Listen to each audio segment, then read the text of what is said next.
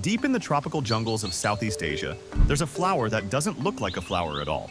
It's massive, blood red, and smells like a rotting corpse. This strange plant, called Rafflesia, has no leaves, no roots, and no stem, just a giant bloom that bursts out of its host. What makes Rafflesia smell like death? How can a plant survive without doing any photosynthesis? And is it actually dangerous? In this video, we'll venture into the rainforest to uncover the secrets of the world's smelliest flower, explore its sneaky, parasitic lifestyle, and reveal the weird science behind its zombie-like existence.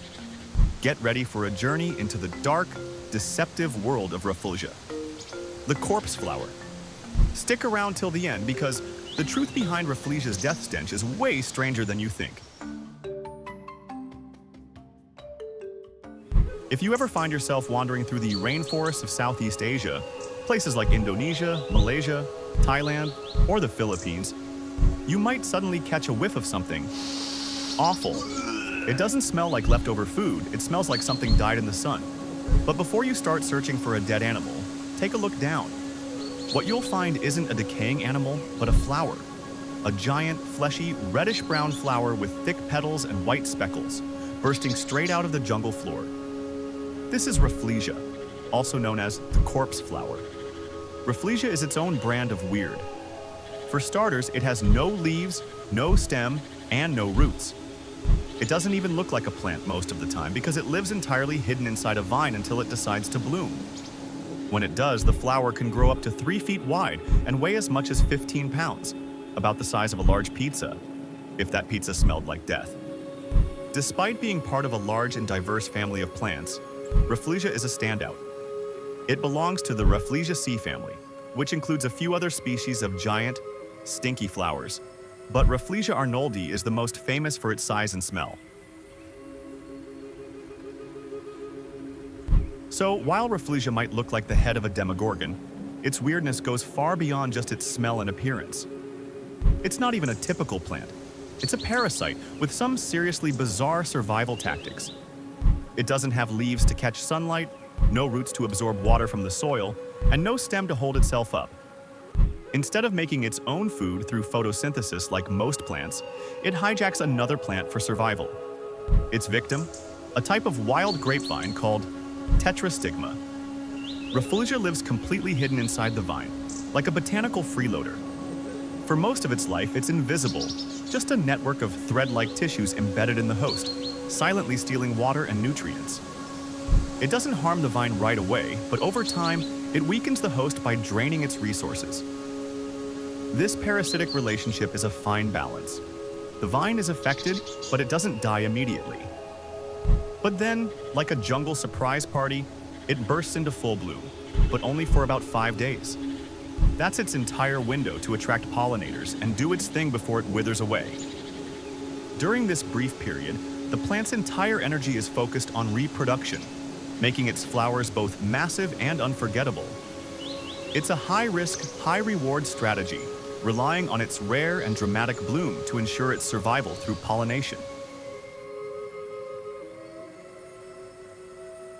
So why on earth would a flower choose to smell like a rotting corpse?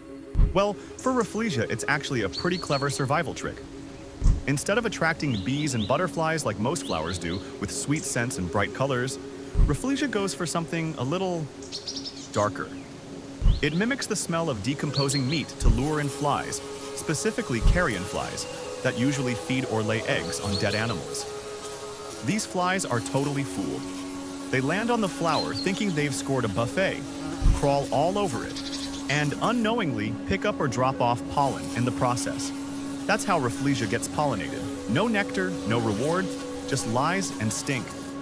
The smell itself comes from a mix of chemicals commonly found in decaying flesh, like sulfur compounds, ammonia, and other organic volatiles. It's nature's version of a fake-out. The flies come for the dead body, but stay for the accidental pollination. It may be bizarre, but when it comes to getting the job done, it's an incredibly effective strategy.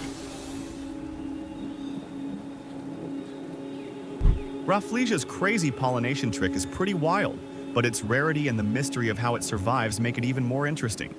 Rafflesia is one of those rare natural wonders that most people will never see in real life, and honestly, that's part of its mystery. It blooms deep in the rainforest, completely at random and for just a few days a year. No schedule, no warning.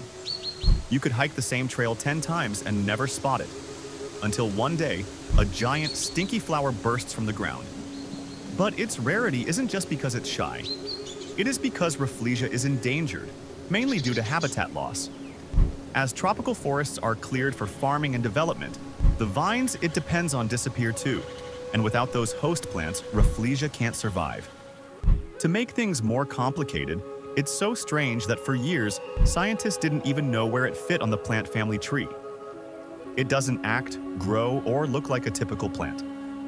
Genetic studies reveal that Rafflesia has one of the smallest genomes of any flowering plant, meaning it's missing many of the typical plant genes.